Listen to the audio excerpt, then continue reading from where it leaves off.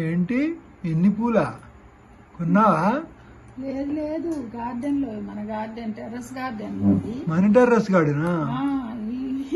ఇప్పుడు బాగా పూస్తున్నాయి.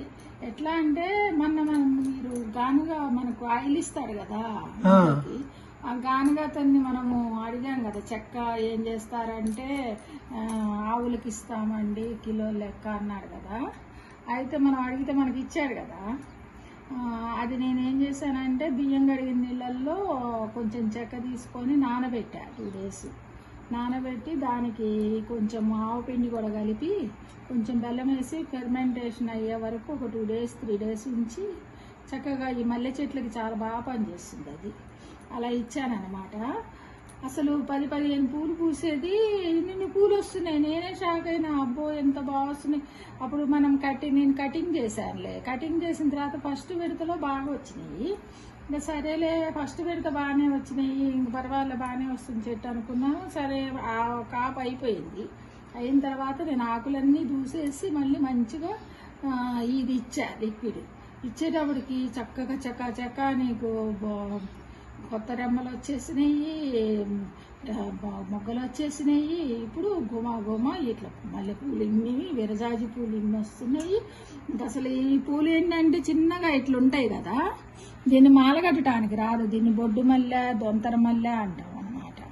అందుకని ఈ పూలని ఇలా కడితే రేపు శుక్రవారము అమ్మవారికి వేస్తే చక్కగా, అసలు నైట్ వెళ్తే చెట్ల దగ్గరికి నేను ఈ పూల స్మెల్ కోసమనే వెళ్తే ఎంత మంచి స్మెల్ వస్తుందో తెలుసా మీకు. మీరు కూడా ఎప్పుడన్నా ఒకసారి చూడండి. అసలు విరజాజి పూలు, మల్లెపూలు ఎంత మంచి వాసన, అసలు ఎంత బాగా వస్తున్నాయంటే మల్లెపూలు అసలు ఎంత ముద్దుగా ఉన్నాయి చూడండి మీరు. దీన్ని దొంతర మల్లె అంటారు. పువ్వు లోపల పువ్వులాగా 3 పువ్వులు ఒకదాని లోపల ఒక ఉన్నట్టుగా ఉంటుంది. దీన్ని బొడ్డు మల్లె అని అంటారు. ఈ చెట్టుని నేను 4-5 ఏళ్ల నుంచి కాపాడుకుంటూ వస్తున్నా. చక్కగా ఇన్ని పూలు ఇస్తుంది దేవుడికి. ఎంత బాగుందో నా గార్డెన్లో అయితే చక్కగా. ఇట్లా నేను కొన్నాను అనుకున్నారా మీరు ఇన్ని పూలు చూసేటప్పటికి? కొనలా. నేను పూలన్నీ మన గార్డెన్లో దేవుడికి పెట్టే పూలన్నీ, మందారాలు ఇవి అన్నీ. అందుకే అందరు చూస్తారు చక్కగా. ఇలా బిగినర్స్ వాళ్ళు కూడా చక్కగా ఒక 2 చెట్లు పెట్టుకొని గార్డెనింగ్ స్టార్ట్ చేయొచ్చు అని చెప్పి నేను యూట్యూబ్ ఛానల్ కూడా ఓపెన్ చేసి దాంట్లో ఇలా చిన్నగా యాడ్ చేస్తున్నాను. ఇష్టమైన వాళ్ళందరూ చూస్తున్నారు చక్కగా నన్ను ఎంకరేజ్ చేయడానికి. వాళ్ళు నన్ను సబ్స్క్రైబ్ చేసుకొని మంచిగా ఎంకరేజ్ చేస్తే ఇంకా మంచి వీడియోలు పెట్టి బిగినర్స్కి చాలా యూస్ఫుల్గా ఉండేలాగా టిప్స్ చెప్తామని అలా స్టార్ట్ చేశాను అనమాట. బాగున్నాయా కదా? చేస్తున్నా, మంచి పనే చేస్తున్నానా? అవును, చాలా బాగుంది.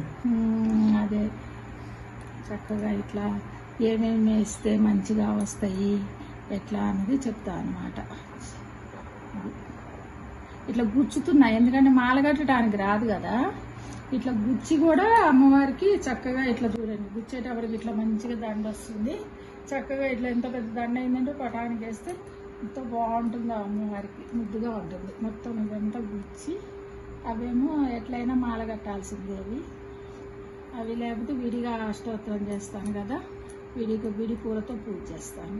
ఈ మల్లెపూలనేమో చక్కగా గుచ్చుదామని ఈసారి గుచ్చుతున్నా. చక్కగా ఎంత పెద్ద మాల వచ్చింది చూడండి దేవుడికి వేయటానికి. ఎంత పెద్ద మాల ఉంది. చక్కగా శంకర పార్వతుల కన్నా లేదంటే లలిత అమ్మవారికి వేస్తారు. ఎంత పెద్ద దండ వచ్చింది.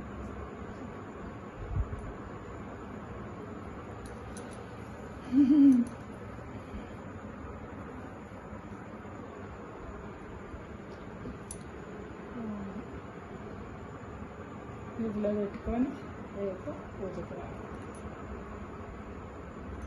వీడియోస్ ఎలా ఉన్నాయో మీరు ఇంట్రెస్టింగ్గా చూస్తున్నారు. చాలా థ్యాంక్స్ అండి. నా ఛానల్ సబ్స్క్రైబ్ చేసి నన్ను ఎంకరేజ్ చేయండి. ఇలానే చిన్న టిప్స్ తోటి మీ ముందుకు వచ్చి చెప్దామనుకుంటున్నానండి. ఓకేనా అండి? ఓకే, థ్యాంక్స్ అండి. బాయ్ అండి.